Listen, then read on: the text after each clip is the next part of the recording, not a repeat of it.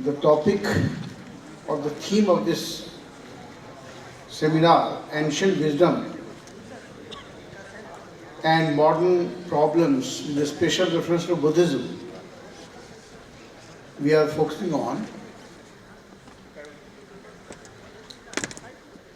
There is just very long tradition of Bharat, and we find a number of rishis and seers who joined this stream and gave their orientation to this great tradition. And in that context, we find the great personality like the Buddha, who discovered the truth and gave his own orientation with the current situation that prevailed at his time.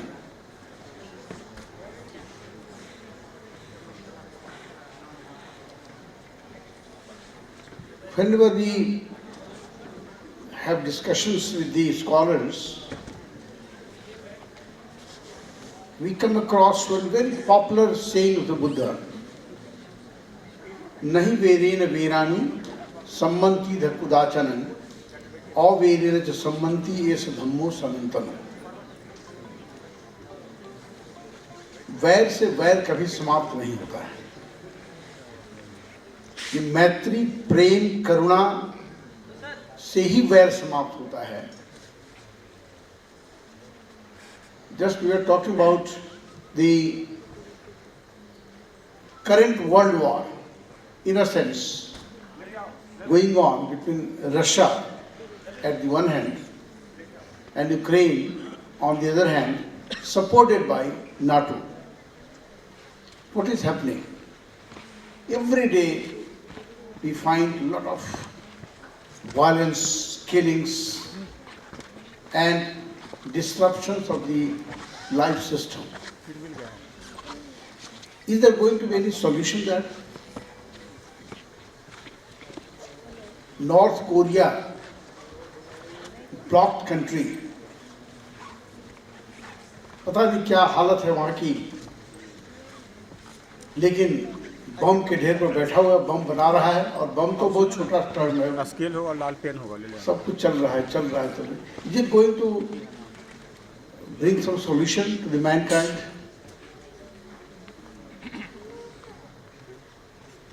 Ironically, among the Buddhist countries, we talk about non-violence. Sri Lanka had faced a prolonged problem.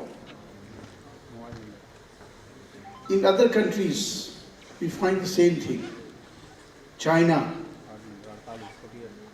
कहने के लिए Buddhist country, but after so-called cultural revolution, things were destroyed, suppressed. What is happening today?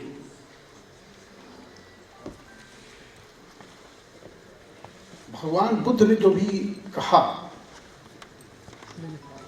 Dhammapada के जो पहले दो गाथाएं हैं, मनोपुब्बंगमा धम्मा मनोसिट्ठा मनोमया मनसा चे पदुच्छे न भासति वा करोति वा ततोनं दुख मन्वेति चक्रं व वहतो बदन.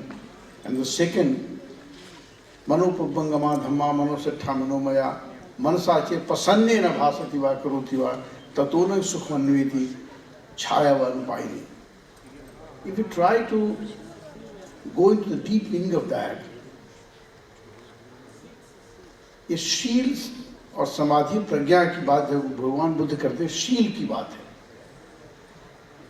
दुष्ट मन से, दूषित मन से अगर हम कुछ बोलते हैं या करते हैं, फिजिकल एक्शन और vocal action, whatever we perform, if that is performed with a polluted mind, wicked mind, it is bound to bring curse in the life. और अगर स्वच्छ मन से करें तो प्रसन्नता मिलती है. तो ये भी जो भगवान बुद्ध जिन विजडम की बात करते हैं, या पूरे हमारे भारतीय ट्रेडिशन में जिस विजडम की बात कही गई है, जिसकी वजह से हम विश्व गुरु बने, वो किसी तलवार के बल पर हम नहीं बने। उसी प्रेम, शांति, सद्भाव के बल पर ही हम वह बढ़े। यही शाश्वत मूल्य हैं, और भगवान बुद्ध ने इन्हीं शाश्वत मूल्यों की बात कही है। तो उनके समय में जो भी प्रॉब्लम्स थे, उनका फिजिकल फॉर्म भले ही उस समय कुछ और रहा होगा, आज कुछ और हो गया। पहले तलवार से लड़ाई होती थी, भाले बर्छी से लड़ाई करते थे, अब बम से करते हैं, मिसाइल से करते हैं, लेकिन हिंसा का भाव तो ही है। एक दूसरे को हार्म करना चाहते हैं। वो पेरिडियल प्रॉब्लम्स हैं, लेकिन ये प्रॉब्लम्स हम मान लीजिए सेमिनार्स में आते हैं, बातें करते हैं बड़ी बड़ी, और फिर चले जाते हैं। But is it going to solve the problems? इसलिए बुद्ध हमेशा कहते हैं अपने शुरुआत करनी है। प्रज्ञा की बात तो लास्ट में आएगी। ध्यान भी कठिन है। सबसे पहला जो सबसे आसान है, वो अपने जो शारीरिक कर्म हैं और वाचसिक कर्म हैं, physical action and vocal action, इसको कैसे हम प्यूरिफाई करें, इसको कैसे ठीक करें, ताकि अपना भी मन ठीक रहे और हमारा पड़ोसी जो है, हमारे साथ जो रहने वाला है, जिस समाज में हम रहते हैं, वह भी शांत रहे। और अगर हमारे मन में उस तरह की बात आती है कि एक दूसरे को टॉलरेट करना, एक दूसरे को एकोमोडेट करना, तो फिर प्रॉब्लम की सॉल्यूशंस भी आने शुरू हो जाते हैं। भगवान बुद्ध की 6 वर्ष की जो कठिन तपस्या थी, उसके बाद वो उर्वेला के जंगल में नहीं टिके या हिमालय की कंदराओं में नहीं चले गए, वो फिर से समाज में आते हैं और समाज की उन समस्याओं को दूर करना चाहते हैं। उनको शुरू में लगता है कि मेरी वाणी या मेरा जो थॉट है, मेरा जो ज्ञान है, इतना गूढ़ है, ये वैराग्य की तरफ ले जाने वाला है, और दुनिया जो राग रक्त है, इसको समझ में नहीं आएगा।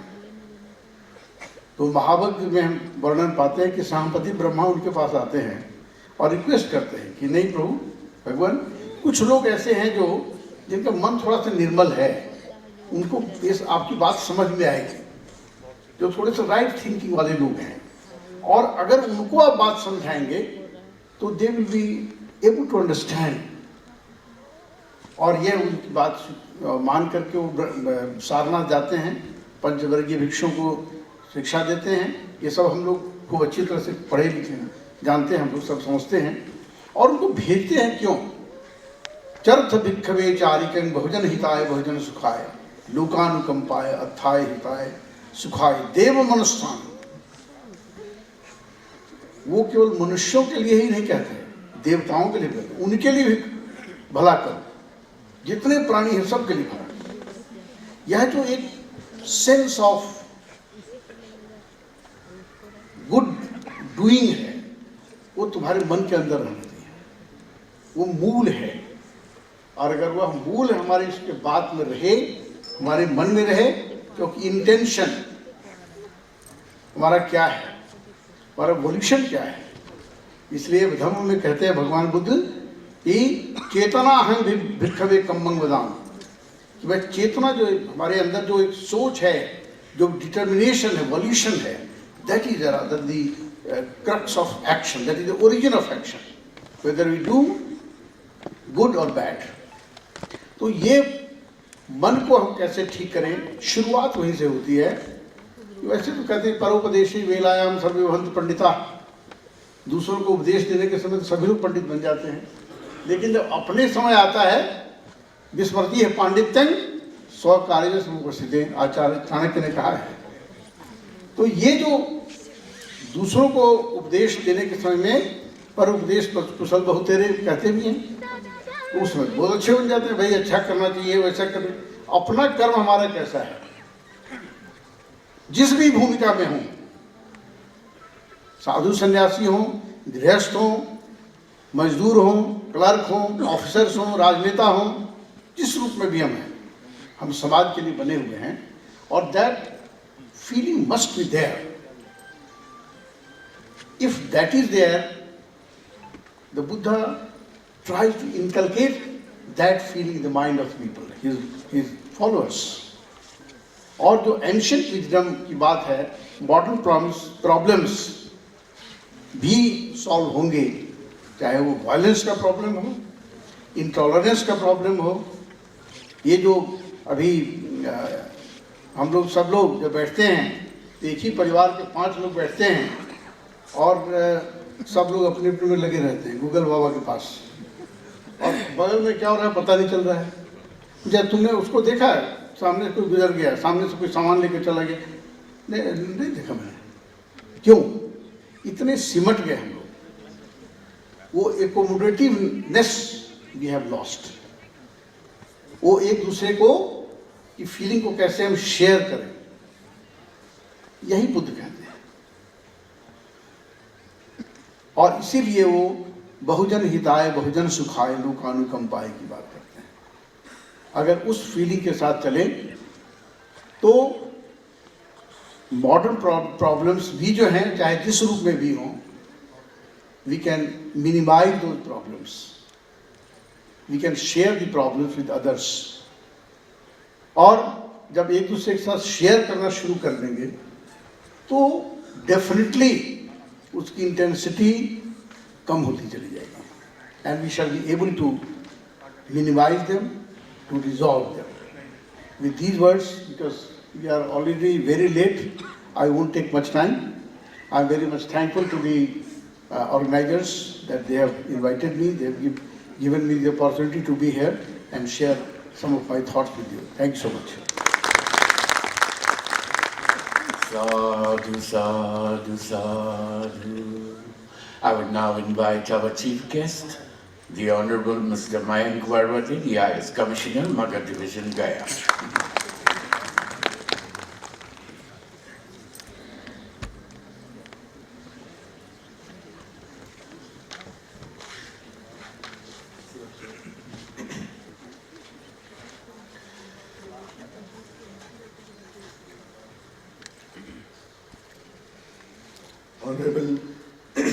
Venerable guests, Venerable P. Sivali Mahathirji, Venerable Sandala Kara Mahathirji, Venerable Bhikkhu Chalina, Professor Vaidyanath Lab, Dr. Mahaswita Maharti ji, Dr. Kusum Kumari ji, Dr. Arvind ji, distinguished scholars, guests, fellows of both Gaya and abroad.